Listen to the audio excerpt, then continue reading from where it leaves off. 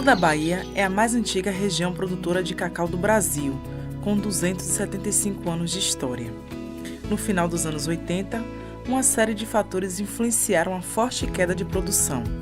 Plantios velhos, manejo inadequado, sistemas de produção ultrapassados e, claro, doenças como a vassoura de bruxa. Porém, o plantio de cacau é parte da identidade das pessoas e o sul da Bahia possui grande potencial de crescimento. Renovar o plantio é uma necessidade frente a esses problemas e também uma ótima oportunidade de atualizar o sistema de produção. Então, vamos renovar? Esse Renova Cacau tem trazido um bom resultado para nós e a região está se expandindo e estamos aí nessa luta. A maior parte dos solos cultivados com cacau são ácidos, sendo um dos problemas que mais limita a produção de cacau no Brasil, pois, geralmente, solos ácidos possuem altos teores de alumínio e manganês, que causam toxidez às plantas.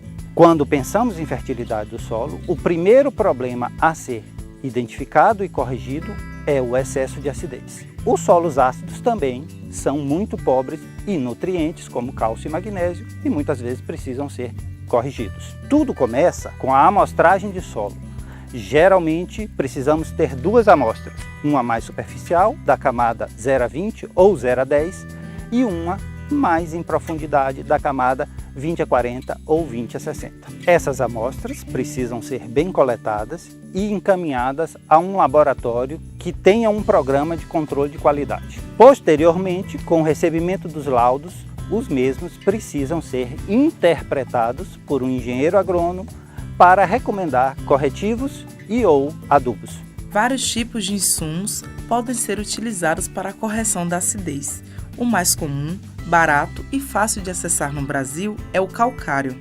Ele corrige a acidez do solo, aumenta os teores de cálcio e magnésio e reduz a toxicidade causada pelo excesso de alumínio e manganês.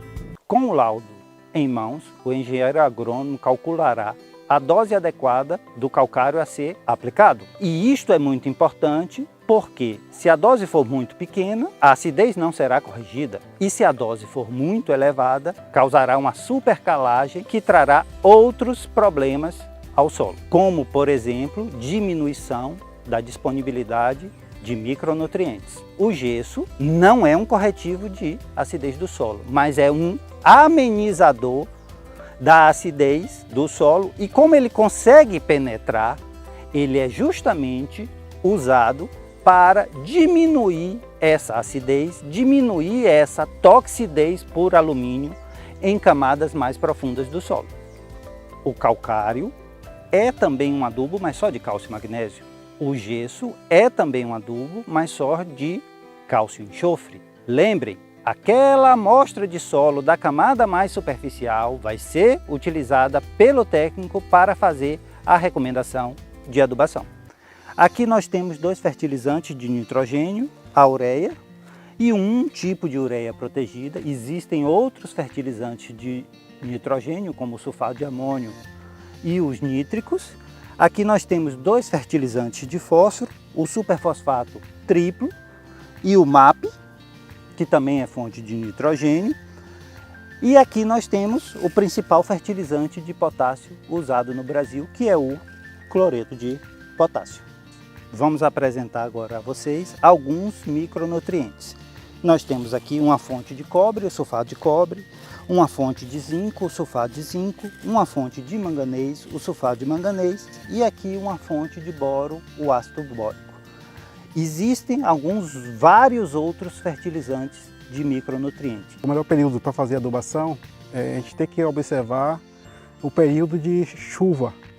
Choveu, você faz adubação. Se vê que não vai ter chuva naquele período, é bom se aguentar e esperar que um período que realmente venha ter chuva. Porque se o produtor jogar o adubo no solo e em seguida vir sol, ele vai correr o risco de ter perca.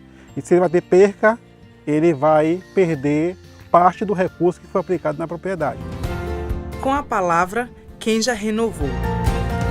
Eu estou me sentindo muito bem, pois a parceria está nos trazendo uma lucratividade melhor, pois as plantas são melhores de conduzir. O caminho de todos nós vai ser renovar cacau.